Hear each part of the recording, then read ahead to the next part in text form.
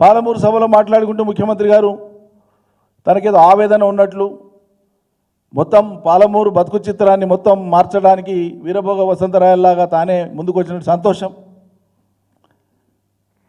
ప్రజాస్వామ్యం గురించి చాలా గొప్పగా మాట్లాడుతున్నాను. 2 వారాలకు కూడా కాలేదు కదా మీ సొంత ఊర్లో కొండారెడ్డిపల్లిలో మాజీ సర్పంచ్ 15 ఏళ్ళు సర్పంచ్గా పనిచేసిన 80 ఏళ్ల పెద్ద మనిషి సాయిరెడ్డి స్వయంగా సూసైడ్ నోట్ రాసిండు. ఎవరి మీద రాసిండండి? మీ కుటుంబం మీద మీ సోదరుల మీద రాసి చచ్చిపోయాడు ఆయన. నిజం కాదా ఇది? పరామర్శకు పోవడానికి ఆ కుటుంబాన్ని పరామర్శించడానికి బయట నుంచి పోయేటువంటి వాళ్ళను గ్రామంలోకి రాకుండా కట్టడి చేసి ఒక మనిషిని కూడా ఊళ్ళోకి ఎంటర్ కాకుండా చేసినటువంటి మీరు, మీ ప్రభుత్వము, మీ యంత్రాంగము పాలమూరులో వచ్చి ప్రజాస్వామ్యం గురించి మాట్లాడతారా? కొండారెడ్డిపల్లికి మాత్రం ప్రజాస్వామ్యం వర్తించదా? నేను చదువుకునేటప్పుడు ఊళ్ళో పాలమూరులో అప్పుడు బస్సులు పోతుండే, వలసలు పోతుండే, అవి మార్చనికే నేను వచ్చాను. మీరు మార్చేదేంటండి? వలసలు ఆపేసి పచ్చని పంటల పాలమూరును చేసింది మా ప్రభుత్వం. దానికి మీరు ఏం యాడ్ చేస్తారో చేయండి, ఎంత పెంచుతారో పెంచండి. ఇప్పుడు వచ్చి మీరేదో వలసల్ని ఆపుతా, వలసలు ఇప్పుడు లేవు. భారీ వలసలు ఎప్పుడో వెనక్కి వచ్చేసినాయి. పాడి పంటలతోనే పాలమూరు పచ్చగా ఉంది. ఉన్న పాలమూరు పచ్చదనాన్ని నిలబెట్టే పని చేయమంటున్నాం మిమ్మల్ని. మళ్ళీ ఎడారి చేయొద్దంటున్నాం, మళ్ళీ వలసలు పోయే పని చేయొద్దంటున్నాం. అయినా మీరు చదువుకునేటప్పుడు బస్సులలో వలసపోయినటువంటి కాలంలో ఉన్న సర్కారు ఎవరిదండి? మీ ఇందిరమ్మ రాజ్యమే కదా. మీ ఇందిరమ్మ రాజ్యంలో మొదలైన వలసలే కదా అవి.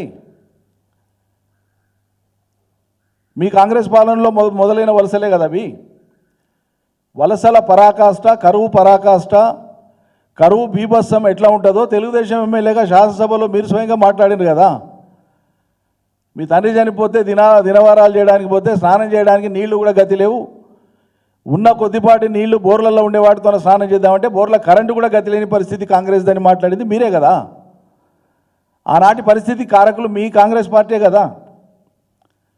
దానికి ఆ స్థితిని మార్చి తెలంగాణ తెచ్చి ఆ స్థితిని మార్చినటువంటి పార్టీని కానీ ఆనాటి ప్రభుత్వాన్ని కానీ తప్పుపట్టేటువంటి ప్రయత్నం ఇంకా చేసుకుంటూ ఎంతకాలం పోతారు? ఎంతకాలం పోతారు? అందువల్ల నిన్న ఆశించినటువంటిది ఒకటి, జరిగింది ఒకటి. ఇవాళ మాటి మాటికి నాకు గుర్తు చేయాల్సి వస్తుంది. ఇది విమర్శ కోసం నేను విమర్శిస్తలేను. అరే ఏడాది అయిపోతుంది. ఇక 6 రోజులైతే ఏడాది అయిపోతుంది. మీరు ముఖ్యమంత్రి అయ్యి మాట్లాడితేనే పాలమూరు బిడ్డను, నల్లమల్ల బిడ్డను నేను హుంకరిస్తున్నా, పులులు సింహాలని చూసిన వాళ్ళు మానవ మృగాలైతే ఎవడు మానవ మృగం ఉన్నాడు? మీ వీరత్వం ధీరత్వంతో మీ పనులలో చూపించండి, మీ శూరత్వం మీ పనులలో చూపించండి. పాలమూరు రంగారెడ్డి పనులు కేవలం మిగిలినటువంటివి ఒక 2 నెలలు 2 నెలల 10 రోజులు సీరియస్గా చేస్తే అయిపోతాయి. ఏ కానయ్యానికే మనసు రాలే, మీకు ఇవ్వాలకి తట్టేడు మట్టి దేనికే మనసు రాలే. సిద్ధంగా ఉన్న రిజర్వాయర్ల నింపనికే మీకు చేతనెత్తలేదు. 4 స్టేజ్లు పంపులు రెడీగా ఉన్నాయి. 8-9 పంపులకు గాను 4 పంపులు సిద్ధంగా ఉన్నాయి.